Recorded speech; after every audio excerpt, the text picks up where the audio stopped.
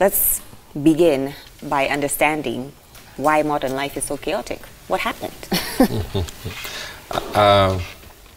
I think modern, as society evolves, it creates a situation where, as you know, the walls of meaning have been redefined.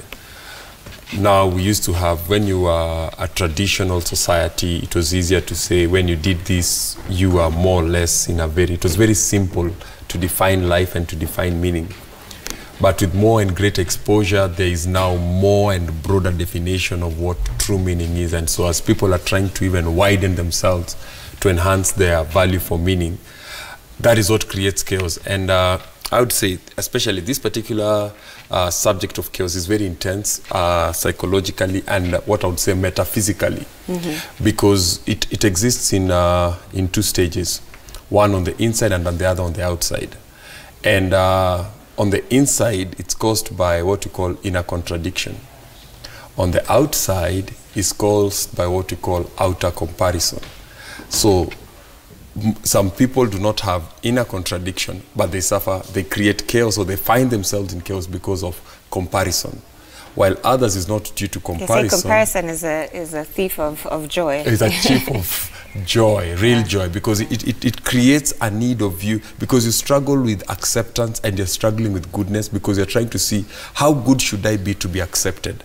And goodness is an illusion, and it's an illusion of comparison, where you find yourself, and whenever you find that you need to break away, you struggle because you feel people will not feel good. But you find yourself now living on the other side of chaos, which is creating inner contradiction, where now you have to really mutilate yourself to exist into something, or belong to a group of people, or perform particular acts that you actually are not comfortable with. And so you stay in that high tense, high stress environment over a prolonged period of time until you eventually just give in. Yeah.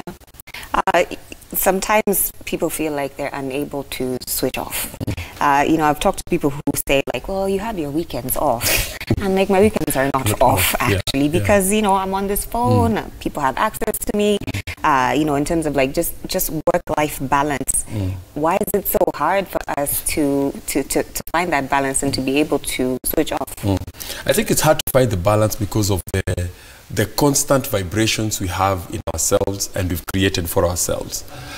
It takes a lot of energy to move things and to get things done. After some time, that energy, when you know, you can never store energy or destroy it, you can only convert it. Now you find yourself that you've stayed in a vibrating state for a long time. You had to work 16 hours to earn a spot in the team. You had to really go out of your way. Now when you've gotten to the team and you've gotten there, to pull yourself back so that you can find what you can call your true self, you'll find that your occupational self or your relational self or your social self has taken so much of your true identity that you now no longer know your true self. You ask you, so who are you? You'll say, I'm a journalist, or I'm a this, I'm a this. But that's your occupational self. That's or I am a mother. That's your social self, mother with the social self. And so all these identities that develop as we have been hunting, they come and become like our actual identity. And so it's always very, very important to keep a healthy check on what exactly is my true self, because I may end up working with the ego, and that's the problem. It's hard to break away because what many of us are working with is the ego, and the ego fears disappointing, the ego fears isolating, the ego fears being alone, and so it gets harder with people getting access to you, and you've got to say, I don't think I will do this. You feel like if I say no, I feel guilty switching my phone off for 2 hours to take a nap. I'm like, well, what if somebody calls? What if somebody for me? Yeah, that's the ego. That's not the true self, because your true self knows, I think I need to sleep. Yeah. I think my eyes have become red over 32 hours of not sleeping, and I've been running with the eyeball thing in like much. But your true self is trying to send you signals that, hey, we have exceeded the speed limit. These are beepers, pop, that pain you're feeling on your back, it's me saying, we've been standing on those high heels for so long, slow down. But your ego says, but What if somebody tries? What if an opportunity comes? What if this comes? So your ego is always trying to feel like, I will miss out. And the fear of missing out is actually FOMO. that's what you call FOMO. FOMO, It's called the missing fear of out, missing yeah. out.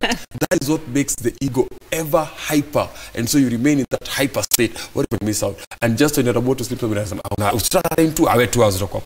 and so you remain restless over a period of time. And you stay in that that elastic, stretched state for a long time.